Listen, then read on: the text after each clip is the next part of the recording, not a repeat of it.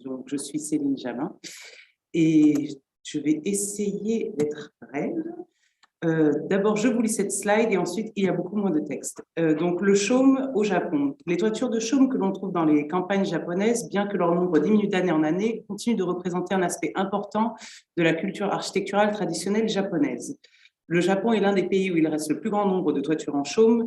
Cela concerne non seulement les habitations, mais aussi les biens culturels de grande valeur, tels que le village classé au patrimoine mondial de l'UNESCO de Shirakawa-go. Si vous n'avez pas eu l'occasion d'y aller, allez-y, c'est incroyable.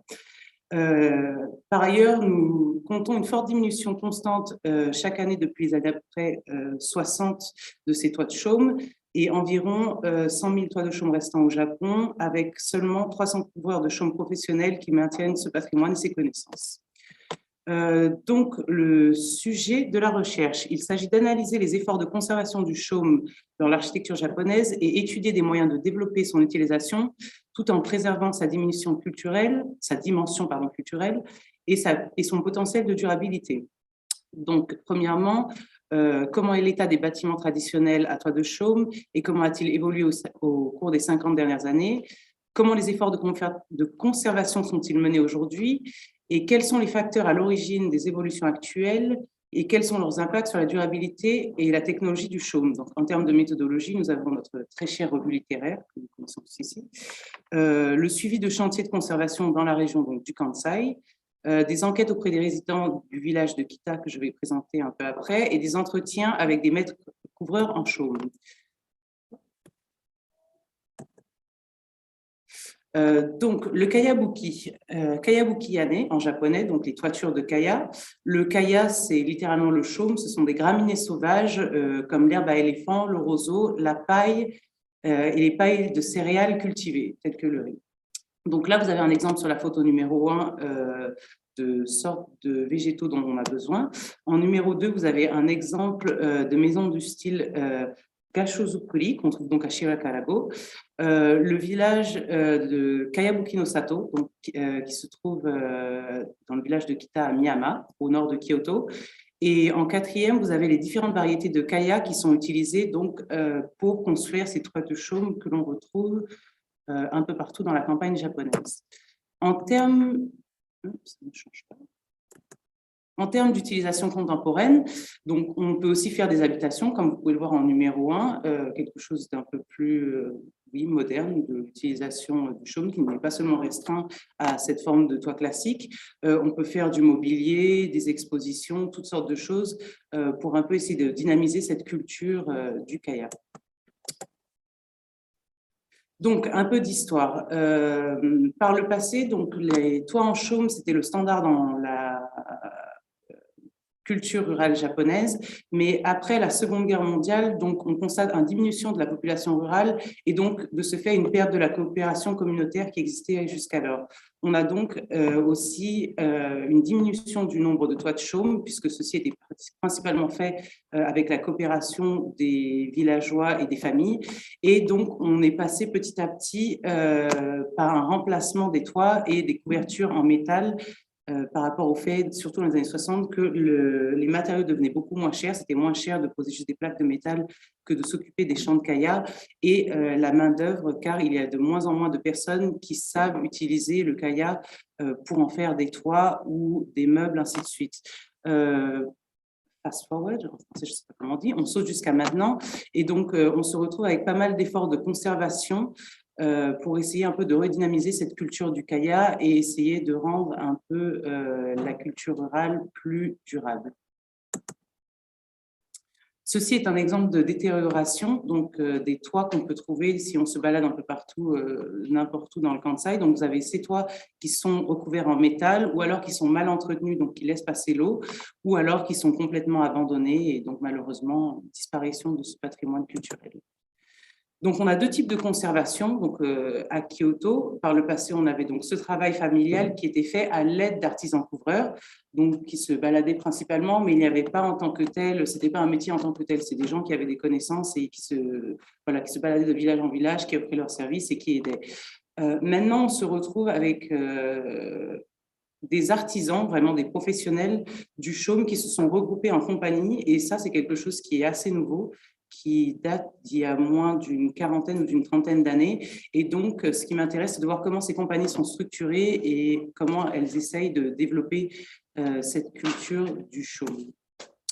Donc, un exemple que je suis particulièrement depuis 3 ans s'appelle Miyama Kayabuki Thatcher Company, en anglais, qui a été fondée en 98 et qui est installée depuis 2007 dans le village de Kita à Miyama. Ils sont pour le moment 11, âgés entre 50 et 19 ans, et ils s'occupent un peu de toutes les constructions résidentielles, commerciales, édifices culturels.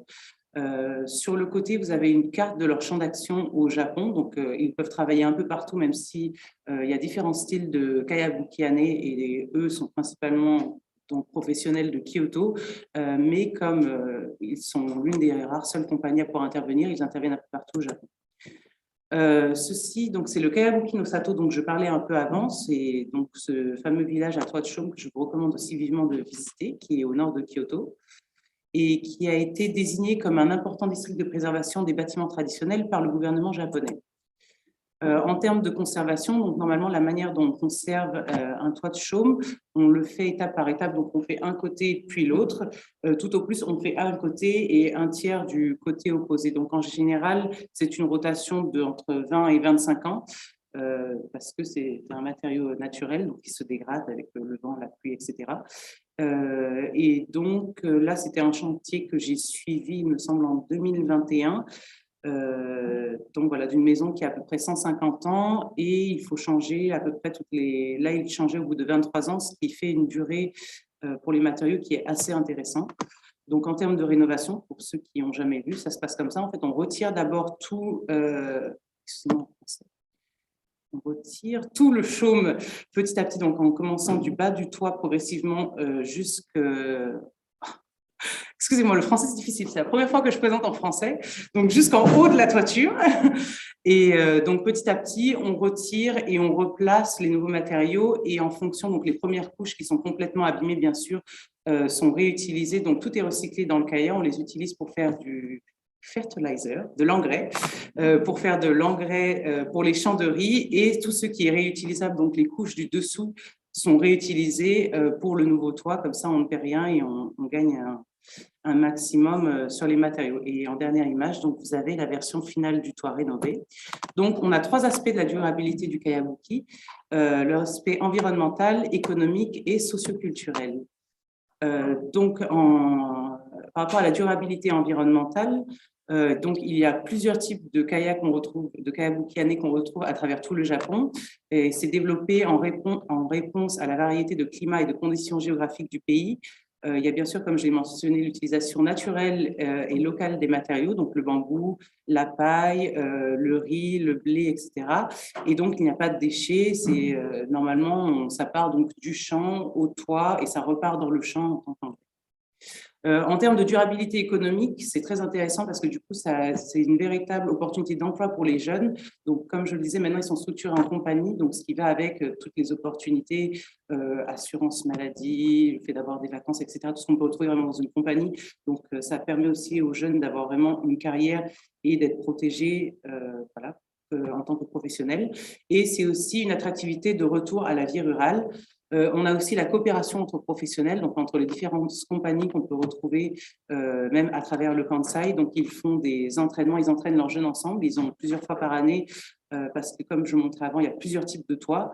Donc, pour pouvoir apprendre comment travailler sur les différents types de toits et les différents végétaux, donc ils font leurs entraînements ensemble. Et bien sûr, c'est une part importante pour le tourisme. Donc, ce village-là, par exemple à Miyama, c'est l'attrait principal, sur quoi les gens vont un peu à l'extérieur de Kyoto, Kyoto-ville. En termes de durabilité socioculturelle, donc on a le transfert et échange des différentes communautés. Donc là, par exemple, on a un atelier de construction de hangars à bateaux à Fukui. La préservation des techniques, donc les jeunes ouvriers doivent apprendre comment façonner leurs outils eux-mêmes. Normalement, chaque kayabuki-asan, donc chaque maître chaumier doit lui-même faire ses propres outils. Donc ça aussi, c'est une part importante de la culture qui est malheureusement en perdition puisque c'est plus beaucoup utilisé. Et la diffusion des connaissances auprès des jeunes, donc ils sont très actifs pour essayer de partir dans les écoles, que ce soit les écoles primaires jusqu'à l'université, pour apprendre un peu cette culture traditionnelle japonaise qui, d'après eux, qui se perd même surtout avec les enfants en milieu urbain qui n'ont pas souvent l'opportunité d'aller à la campagne et de travailler ce genre de matériaux. Donc, bien sûr, tout n'est pas rose, on a aussi des défis. En termes environnementaux, on a l'approvisionnement des matériaux. Donc, en Europe, surtout en Hollande, il y a beaucoup de toits de chaume, mais malheureusement, ce chaume vient principalement de Chine. Au Japon, on veut faire les choses bien, très bien. Donc, il y a un peu la part des choses, c'est-à-dire que la plupart du chaume japonais vient à 90% du Japon, mais on le source au pied du mont Fuji ou dans la région du Kyushu. Donc, il faut quand même le faire venir ou en bateau ou en camion. Donc, il y a cette question du transport. C'est local, mais ce n'est pas local à 100%. Donc, essayer de relancer la culture du kaya au plus près des endroits où on retrouve encore des villages de kaya-bukianais. Et la qualité des matériaux, donc dû au changement climatique, les kayas sont des plantes qui ont besoin d'avoir des hivers très longs et froids pour être plus dur et surtout pour être plus droit. Et dû à ces changements climatiques, on a des hivers plus courts et donc les pailles se cassent beaucoup plus vite et sont moins résistantes. On a bien sûr le coût élevé parce que maintenant, ces champs, il faut les faire. C'est plus des champs comme on faisait comme ça, autour des villages. Donc, ça coûte très cher les matériaux et la main-d'œuvre spécialisée coûte aussi cher. C'est presque la moitié du prix de la rénovation du toit part dans les ouvriers parce que c'est un métier dangereux et il y en a pas beaucoup qui le font. Et en termes socioculturels, bien sûr, la perte du savoir-faire, l'absence de formation officielle. Donc, ça, c'est un problème qu'ils ont. Ils essayent maintenant de s'organiser entre les compagnies et sauf qu'ils remarquent que comme il n'y a pas de législation, il y a un peu des inégalités au niveau du travail fini, donc certains qui sont très pointus et c'est très bien fait, et d'autres qui sont un peu plus laxes, si on peut dire, donc ils essayent de régler ce problème. Et le manque de soutien gouvernemental, donc les charpentiers sont très connus au Japon, je pense que tout le monde sait apprécier l'architecture en bois, les ossatures bois au Japon, qui sont magnifiques et reconnues aussi par le patrimoine mondial de l'UNESCO, mais un peu moins pour les toitures de chaume. Et dernièrement, les législations qui sont très strictes. Donc, c'est facile de faire de la conservation, mais c'est très difficile de faire du nouveau bâti avec les toits de chaume, principalement à cause des réglementations incendies qui sont bien sûr très importantes. Et ce sur quoi ils essayent de travailler en ce moment, particulièrement, il y a une compagnie à Kobe qui essaie de travailler avec la ville de Kobe pour essayer de lancer des nouvelles constructions de kaya, et si cela marche et que l'administration de Kobe l'accepterait, peut-être que ça pourrait aider le reste des administrations au Japon à promouvoir ce genre d'architecture. En termes de recherche complémentaire, donc il nous faut encore analyser plus en détail ces différents défis, donc quelle est l'origine réelle du problème et quelles sont leurs situations exactes actuelles.